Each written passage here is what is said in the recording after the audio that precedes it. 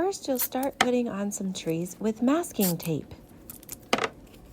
You can rip pieces of the masking tape and lay them on. Trees that are higher on the paper will look farther away. It's okay for your tape to go off of the edge of the paper. If someone went out into the woods and took a photograph of some trees, chances are a lot of the branches would go out of the picture. So it's okay for your painting to do the same thing, just like a photograph. If you want to rip smaller pieces for smaller branches, you can. If you would rather use scissors, you can also help yourself to some scissors.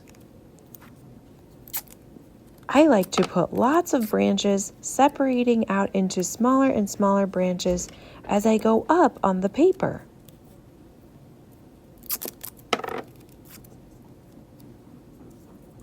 Your paper can go the tall way or the wide way.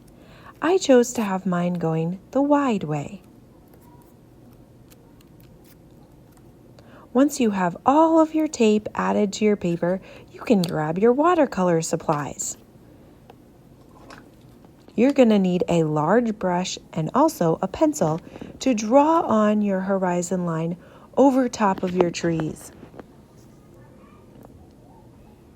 You are welcome to draw any other details you want in your picture before you start painting, like a moon or a sun or an animal. Maybe you could have an Arctic fox or a polar bear or a bunny. I think I'll draw a bunny. Remember to sign your artist's signature in the bottom corner. In the video, I forgot to do that. What else should I write on my paper with my name?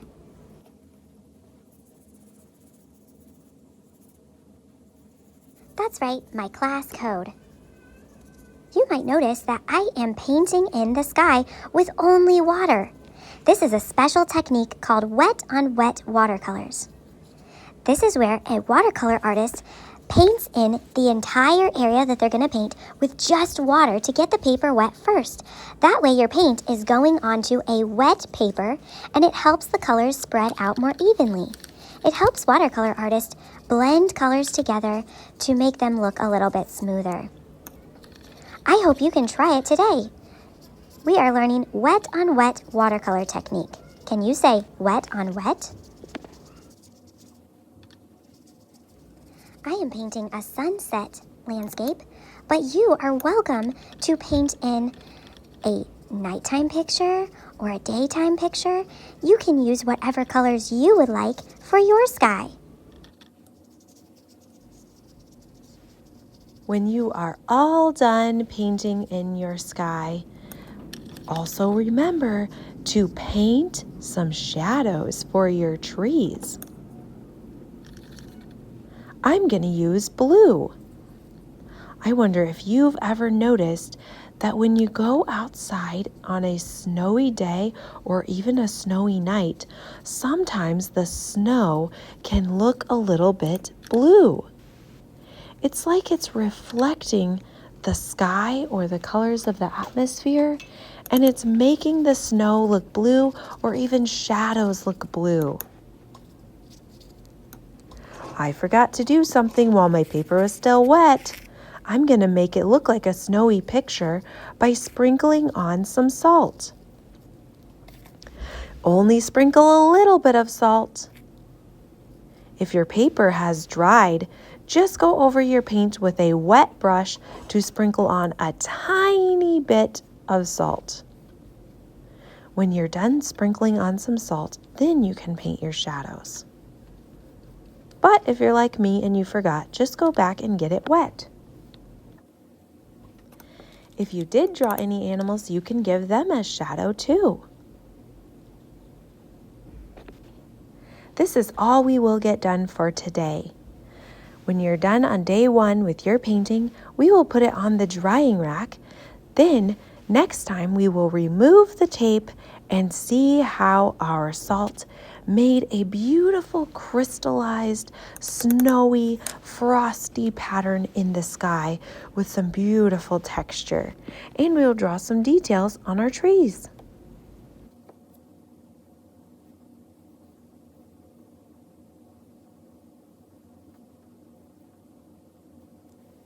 Let's watch that salt as it forms those crystallized patterns in the sky. Wow.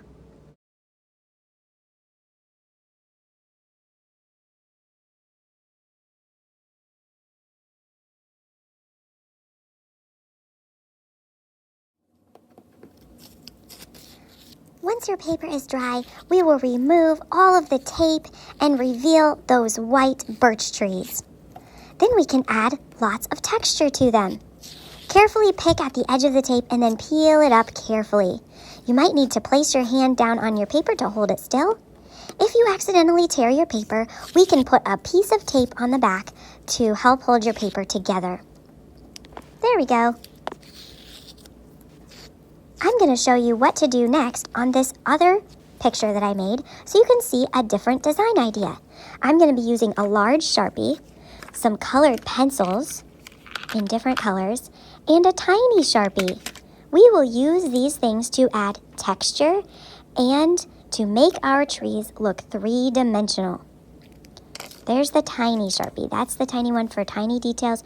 We will not use that yet, though. The first job is to use the bigger Sharpie and outline the edge of your trees. This can be tricky to do because you have to connect the top part of your trees with the shadow you made on the ground. I am using a bumpy line on purpose. Why might an artist want to use a bumpy line to outline a tree?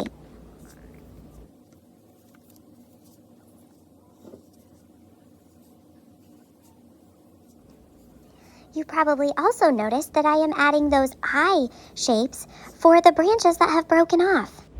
Those are the knots on the tree where there used to be a branch, but now there's not one, so it looks like a black dot with a line over it, which I think looks like the shape of an eye.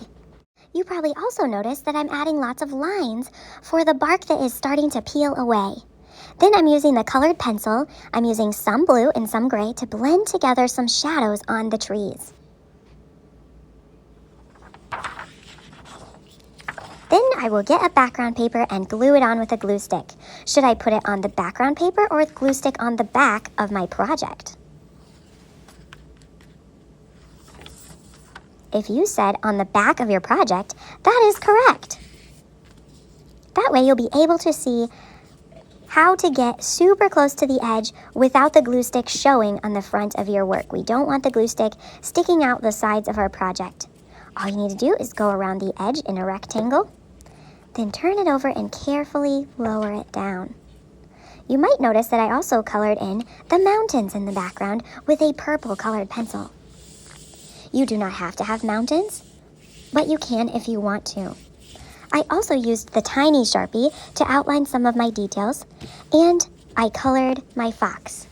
I also added tiny branches in the sky in the top part of the tree with the big Sharpie and the little Sharpie. Now I'm decorating the border.